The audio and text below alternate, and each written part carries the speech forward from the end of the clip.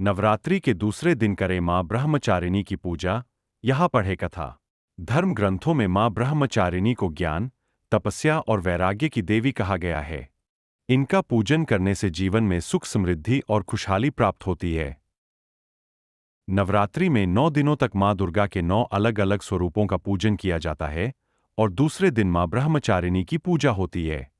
धर्मशास्त्रों में मां ब्रह्मचारिणी के स्वरूप का जो वर्णन किया गया है, उसके अनुसार वह सफेद रंग के वस्त्र पहनती है।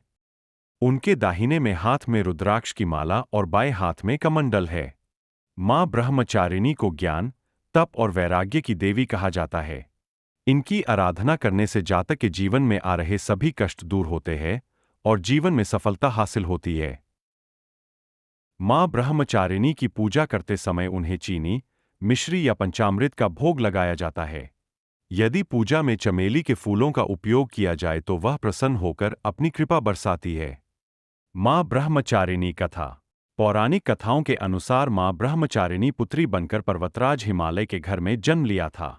वह भगवान शंकर को पति के रूप में पाना चाहती थी और उन्होंने अपनी यह इच्छा नारद मुनि के सामने व्यक्त की। नारद जी ने उन्हें घोर तपस्या करने की सलाह दी।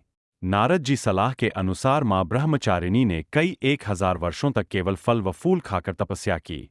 इसके अलावा उन्होंने 10 वर्षों तक जमीन पर बैठकर तप किया। अपने कठोर तप की वजह से उन्हें ब्रह्मचारिणी नाम दिया गया। मान्यता है कि कई हजार वर्षों तक निर्जल और निराहार रहकर तपस्या करने से देवता प्रसन्न हुए और मनोकामना पूर्ति का वरदान मिला।